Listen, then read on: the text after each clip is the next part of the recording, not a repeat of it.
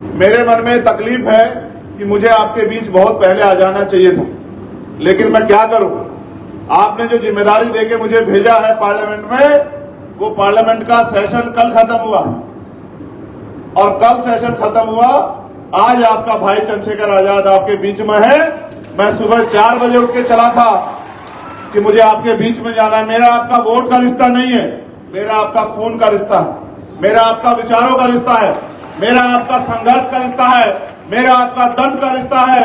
और उस दर्द के रिश्ते के नाते आपका भाई मुझे यहां की घटना के बारे में पता लगा और आज मेरे माध्यम से देश और दुनिया में बैठे हमारे लोग जानेंगे कि सतनामी क्या है।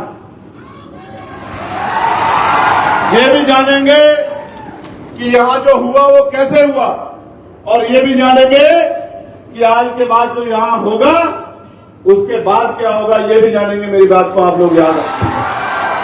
पहले जानिए दुनिया में रहने वाले लोगों कि बहुत लंबे समय पहले गुरु घासीदास जी ने मन का एक समान, मानव मानव एक समान का नारा देके और टूटे हुए बिगड़े हुए समाज को जोड़ने के लिए इस सतनामी पंथ की नींव रखी।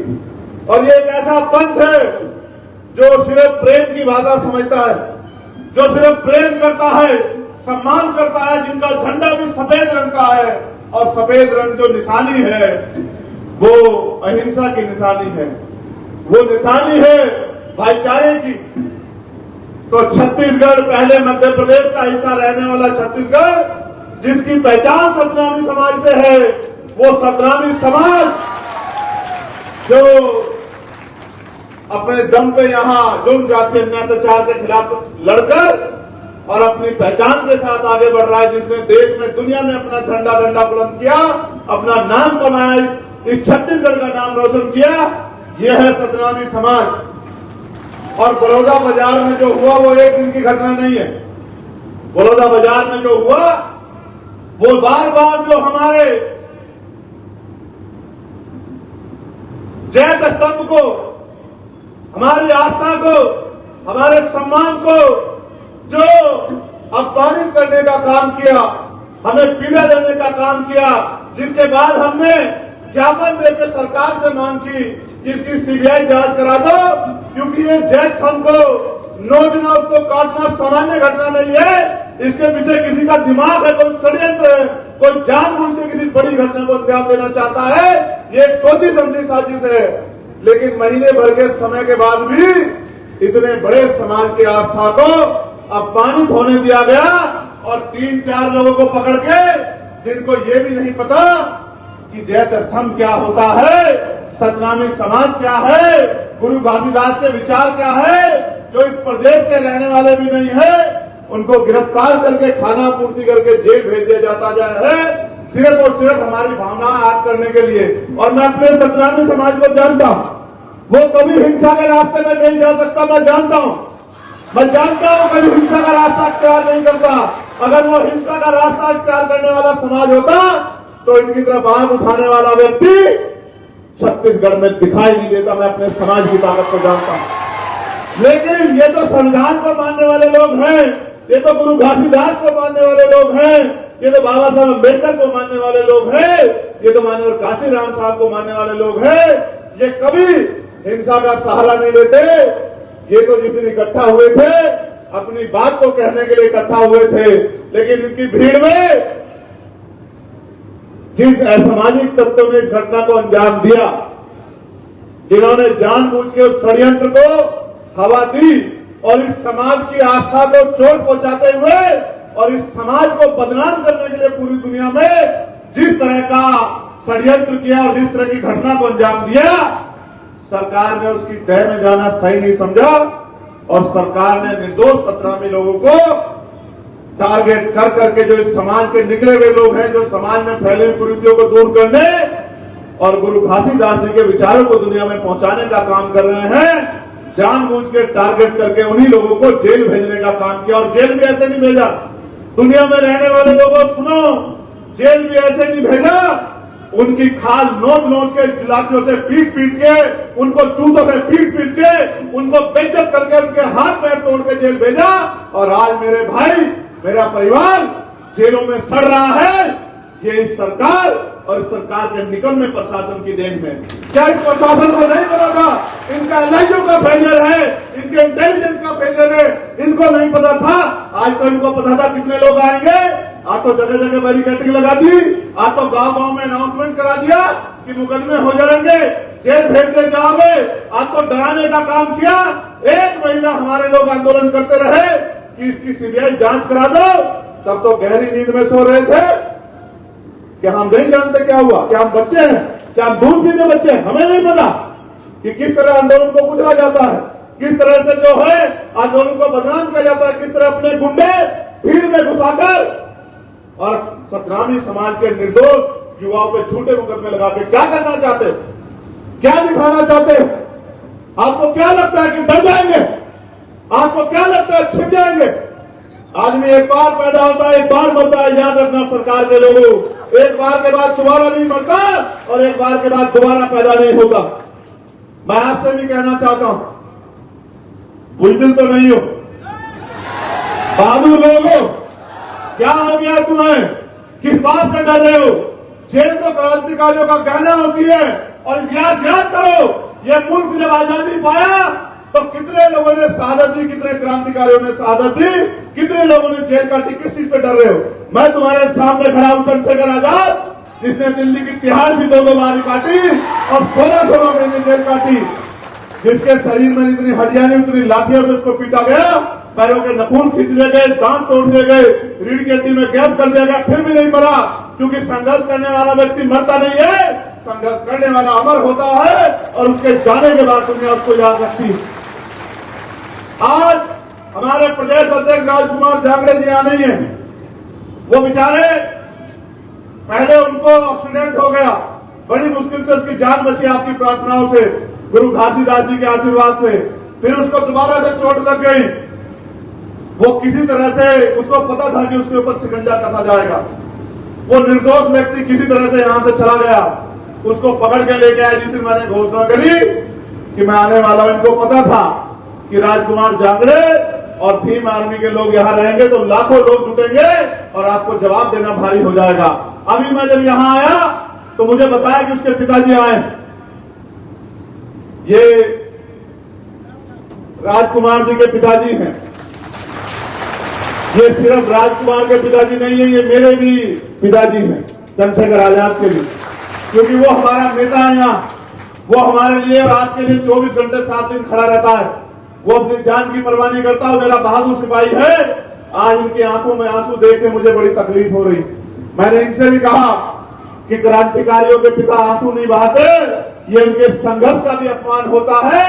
याद करो शहीद आजम भगत सिंह को जब फांसी की सजा हुई थी तो उन्होंने अपने पिता को, उनके पिता ने एक लेटर लिख दिया था अंग्रेजों को कि उनकी सजा माफ कर दी जाए, तो वो अपने पिता से लड़ पड़े थे।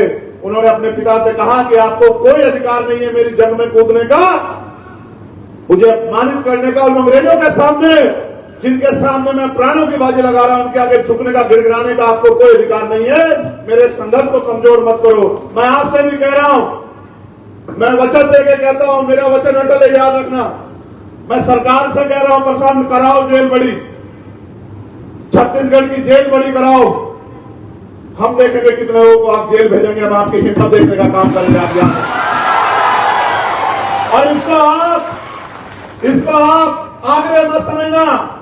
ये मेरी चेतावनी है सरकार को कि अगर वो गुंडागर्दी में उतर आई है, अगर वो तानाशाही में उतर आई है, अगर वो सतनामी समाज को कुचलने में उतर आई है, तो उसका जवाब देने के लिए चंद्रशेखर आजाद है। करो मुकाबला, हम लोग तुम्हारा मुकाबला करेंगे। मैं आज आया ये देखने के लिए क्या चल रहा है, तो मैंने देखा 14 FIR, 153 लोगों को गिरफ्तार किया गया। कितने निर्दोष लोग हैं किसी को नहीं पता। उसका उदाहरण है ये बहन बैठी है जिनके पति पत्रकार हैं। इनका नाम है उमा पुरेना, ग्राम कुसमी, थाना पलारी। इनके पति मीडिया में हैं। इन्होंने पूरे डॉक्यूमेंट लगाए हैं, मीडिया के साथी भी देख ले। उस बेचारे पत्रकार को उठा के जेल में भेज दिया क्योंकि कोई इनकी सच्ची आवाज बाहर ना पहुंचा दे, कोई जो अन्याय हुआ उसको बाहर तक ना पहुंचा दे। इनको लगता है कि ये जुर्म यहीं बंद हो जाएगा, नहीं होगा बंद। ऐसी कितनी एप्लीकेशन मेरे पास हैं जो निर्दोष लोग हैं जिनको पकड़ के जेल में डाल दिया है छत्तीसगढ़ सरकार को, कि लगता है कि ये जानवर हैं, गूंगे बहरे लोग हैं, ये गाय बैल बकरी है, इन पे जुल्म करो, लाठी बजाओ, इनकी खाल खींच लो, इनको जेल में ठूस दो, कोई नहीं पूछेगा। गिरफ्तारी कर रहे हैं, कानून ये है कि 24 घंटे के अंदर आपको उनके परिवार को इन्फॉर्म करना पड़ेगा। जिसके बच्चे को आपने गिरफ्तार किया है, जिस जेल में भेज रहे हो, आपको उनके परिवार को इन्फॉर्म करना पड़ेगा। कुछ नहीं कर रहे हैं। मैं तो खाकी वर्दी वालों की भी आवाज उठा रहा हूं कि इनको 8 घंटे की ड्यूटी कर दो, इनको बहुत तकलीफ सहनी पड़ती है, लेकिन आप भी सोचो, आपके भी परिवार हैं।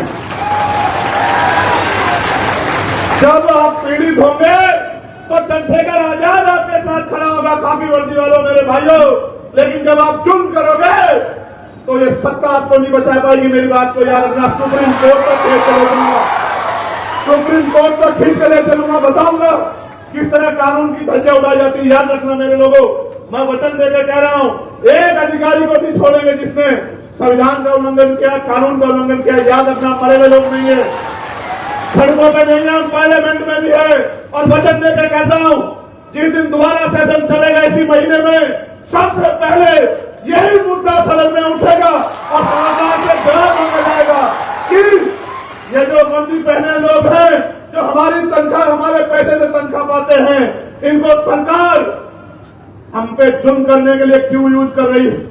क्या कानून नहीं जानते हो? क्या आपको नहीं पता है कि जिन परिवारों के बच्चों को आपने उठाया इन्फॉर्म करना पड़ेगा? क्या आपको नहीं पता है कि निर्दोषों को जेल नहीं भेज सकते हैं? क्या आपको नहीं पता है कि जानबूझ के इतने बड़े समाज को नहीं कुचल सकते हैं, उनकी भावनाओं को नहीं कुचल सकते हैं? क्या क्या नहीं पता आपको? सब पता है, लेकिन आप सत्ता के आगे कमजोर पड़ गए हो। मैं आपको बल देने के लिए आया हूं कि घबराओ मत पुलिस के साथियों, मैं आपके साथ हूं, ईमानदारी से काम करूं। लेकिन याद रखो, आपके भी परिवार हैं।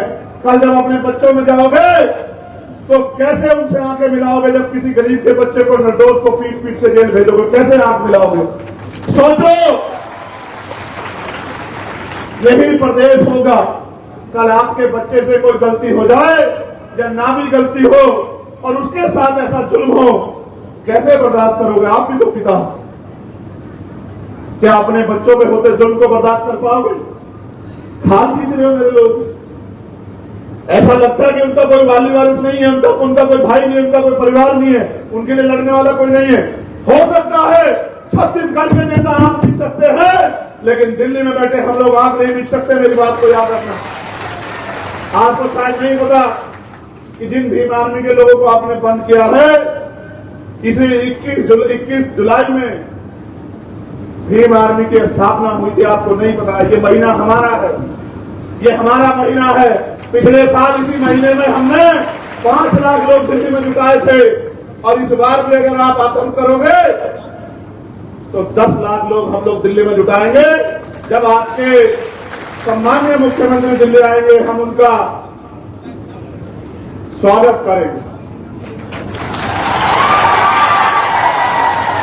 हम यहां से जब जाएंगे तो देश के गृह मंत्री जी को भी अवगत कराएंगे कि उनकी सरकार वहां क्या कर रही है, उनकी सरकार वहां किस तरह जुल्म कर रही है। और अगर वो भी हमारी बात नहीं सुनेंगे तो सड़कें सुनेंगे हमारी बात, क्योंकि हम भीम आर्मी आजाद समाज पार्टी को ताकत को जानते हैं, और हम ये भी जानते हैं कि लोकतंत्र है। लोकतंत्र में जिनके पास लोग होते हैं उनकी सुनवाई तानाशाह को भी करनी पड़ती है। आप ये बताओ, ऐसा क्या हुआ कि एसपी दफ्तर में आग लगी और सिर्फ आबकारी की फाइल ही चली? ऐसा क्या हुआ? बाहर आग नहीं लगी और अंदर आग लग गई। ऐसा तो नहीं कि दफ्तर में बैठ के कोई आदमी आग लगा रहा हो। ऐसा तो नहीं कि दफ्तर में बैठ के कोई आग लगा रहा हो, अपने किसी माफिया साथी को बचा रहा हो, किसी की मदद कर रहा हो, किसी को जेल जाने से बचा रहा हो, किसी से कुछ सुविधा लाभ लेकर गरीबों के बच्चों को फंसा रहा हो। ऐसा तो नहीं है। कहां था इंटेलिजेंस, कहां था LIU, कहां थी पुलिस, कहां था प्रशासन? इतने लोग आए थे, क्यों नहीं बात करी? जिलाधिकारी मौके पे क्यों नहीं पहुंचा? आज इतनी फोर्स लगाई है, अगर इतनी फोर्स उस दिन लगाई होती तो पत्ता भी नहीं हिलता। और इतने लोग यहाँ हैं, बताओ पत्ता कहां हिल रहा है? इनमें से कौन ऐसा है जो किसी को बुरा कह रहा है? लेकिन बुरा तो उस दिन भी नहीं कह रहा था। ये तो सत्ता और विपक्ष की मिली भगत थी जिसमें मेरे लोग पिस गए, जो बेचारे गुरु घासीदास जी के सम्मान में, जो सतनामी समाज के सम्मान में गए थे, वो बेचारे पिस गए। और वो नौजवान पिस गया जो समाज को परिवार से भी बड़ा मानकर एडी चोटी का जोर लगाकर पूरे प्रदेश में जुल्म जाति के खिलाफ लड़ रहा है। मैं समझता हूं क्योंकि हम सत्ता के खिलाफ मजबूती से लड़ रहे हैं, इसलिए जानबूझ के हमारी लड़ाई को कमजोर करने के लिए हमारे नेताओं को टारगेट किया गया है। विश्वास करो, सबसे ऊपर है कानून और कानून से ऊपर है संविधान। कोई संविधान से बाहर नहीं है। अगर मुख्यमंत्री अपराध करेंगे तो कानून उनको भी सजा देगा, और अगर गृह मंत्री अपराध करेंगे तो कानून उनको भी सजा देगा। सतनामी समाज था, सतनामी समाज है और सतनामी समाज अनंत अनंत तक रहेगा। ये गलत फहमियों को दूर न करना।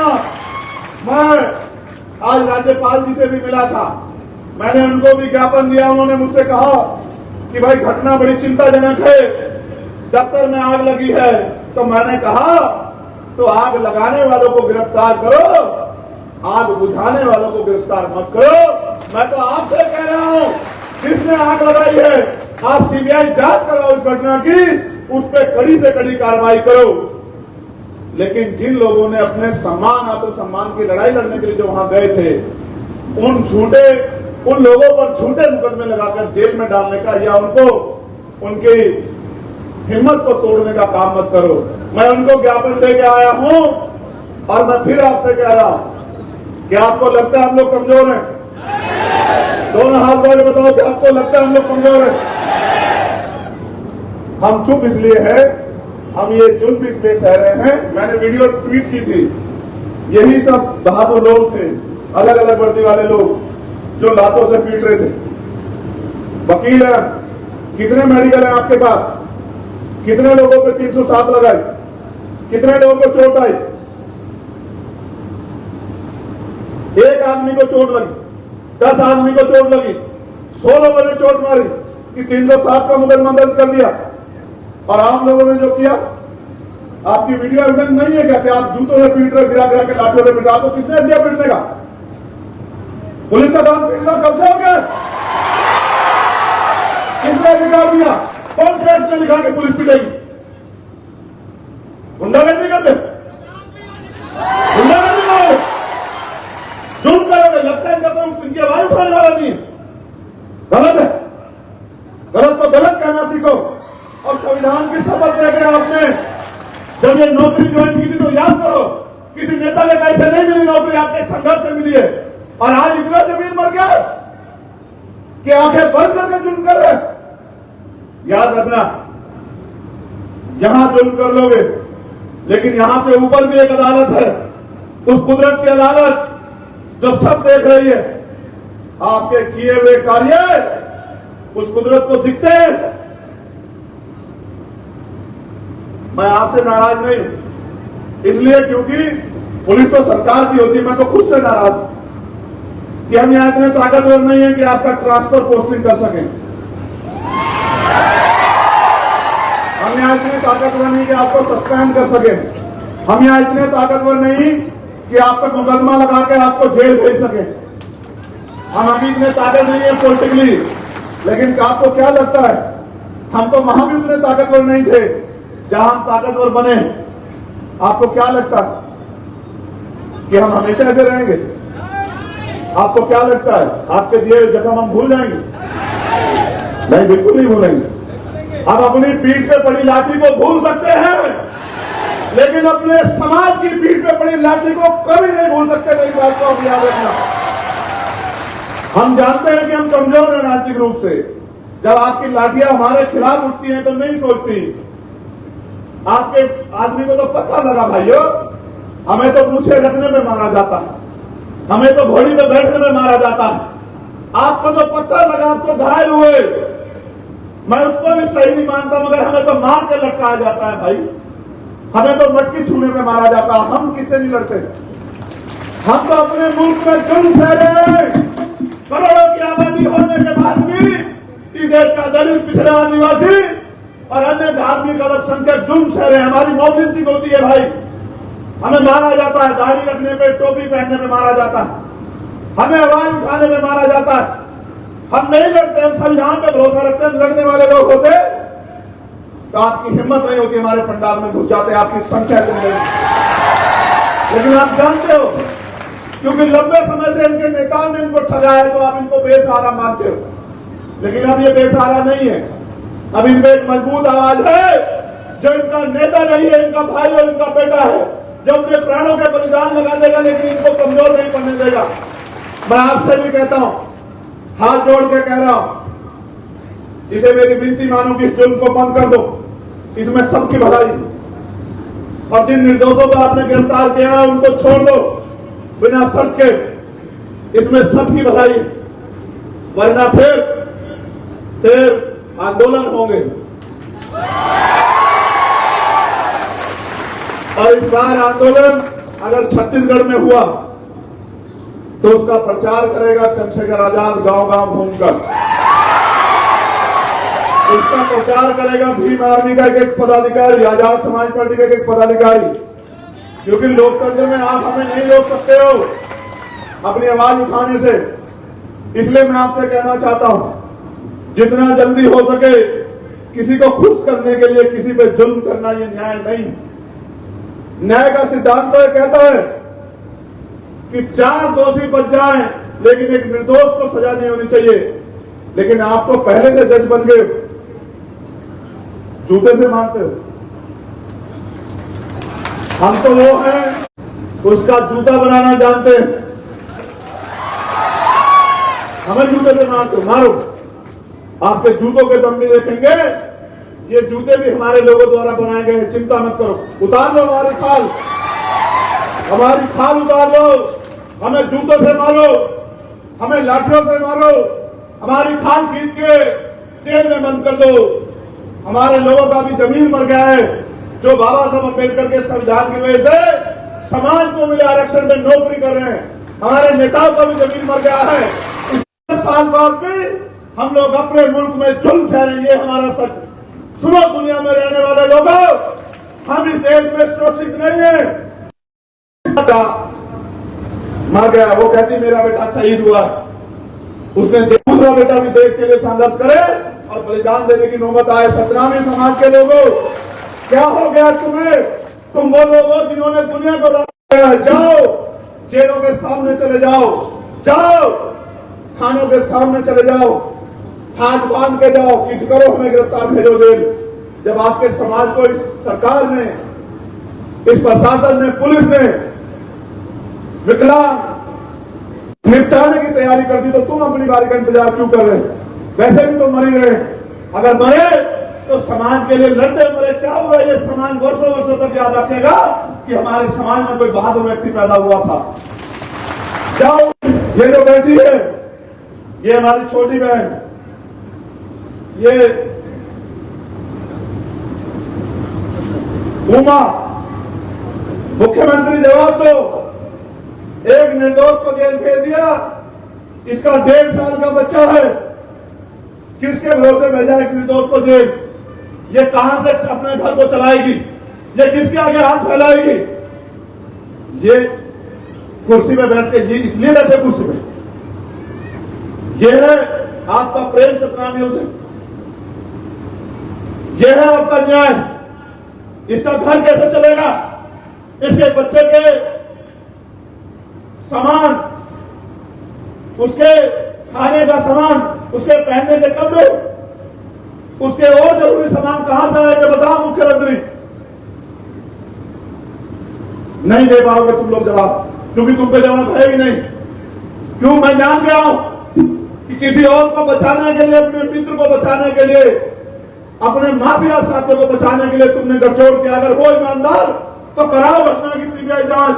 अगर हमारे व्यक्ति ने अपराध किया होगा तो हाथ पकड़ के जेल भिजवाएंगे, और अगर किसी और ने अपराध किया होगा तो हमारे निर्दोष लोगों से माफी मांगना कि तुमने अपनी तानाशाही के चलते हमारे लोगों को जुल्म किया। अगर है हिम्मत, है न्याय करने की हिम्मत, तो कराओ सीबीआई जांच। हम लोग सीबीआई जांच के लिए तैयार हैं, और अगर नहीं कराते सीबीआई जांच तो हम ये मान लेंगे कि सत्ता और विपक्ष मिलकर हमें उजाड़ने में तुल गया। सत्ता और विपक्ष मिलकर हमें और हमारे पद को जबरदस्त करने के लिए लग गया, जो कि हो नहीं सकता। सतनामी थे, है और रहेंगे। आपने आयोग बनाया कि 3 महीने में जांच रिपोर्ट देंगे, तो बिना जांच रिपोर्ट आए क्यों भेज रहे हो जेल? क्यों निर्दोषों को बलि चढ़ा रहे हो? यह अन्याय, और अन्याय करने वाले से अन्याय सहने वाला दोषी होता है। ये बाबा साहब ने कहा है कि अन्याय करने वाले से अन्याय सहने वाला दोषी होता है। करो भीम आर्मी के लोगों पे जुल्म, जो बचे हुए जिनकी लिस्ट बनाई है तुम्हारे नेताओं ने दिए बना के, उनको जेल भेज दो। करेंगे तुमसे मुकाबला, और ऐसा मुकाबला करेंगे संख्या के आधार पर। ये आंदोलन तुम्हें जीवन भर याद रहेगा। मेरी बात को भी याद रखना जब तक रहोगे।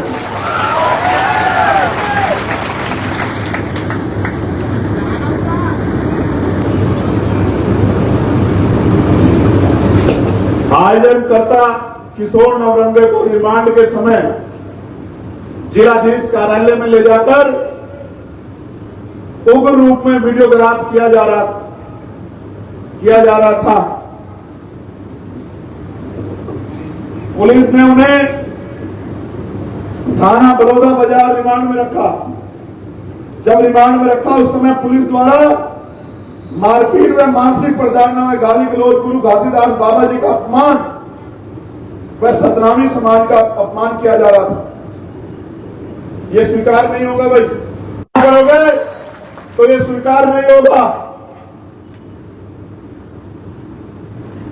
उक्त घटना को पुलिस द्वारा जिला कार्यालय में शाम के समय आयोजनकर्ता किशोर नवरंगे को ले जाकर उग्र रूप में करके पत्थर फेंकवाना, ये सब का वीडियो ग्राफ लिया जा रहा था। इसका मतलब सब कुछ प्लान किया गया है, सब कुछ तैयार किया गया है, जानबूझकर षड्यंत्र करके सतनामी समाज को देश और दुनिया में बदनाम करने का एक षड्यंत्र किया गया है। इसलिए मैं पुनः मुख्यमंत्री जी से मांग करता हूं कि वो सीबीआई जांच कराएं और दूध का दूध और पानी का पानी होने दे। जिसने अपराध किया उसको सजा मिलनी चाहिए, लेकिन उसकी आड़ में निर्दोषों को बलि पर नहीं चढ़ा जा सकता। मैं जितने परिवारों के बच्चे जेलों में हैं, मैं उनको विश्वास दिला कहता हूं कि मुझे बस 10 दिन चाहिए, मैं देश भर में अपनी तैयारी करूंगा, और अगला आंदोलन जो पिछली बार दिल्ली में हुआ था वो इस बार दिल्ली में नहीं होगा, वो छत्तीसगढ़ में होगा। छत्तीसगढ़ को भी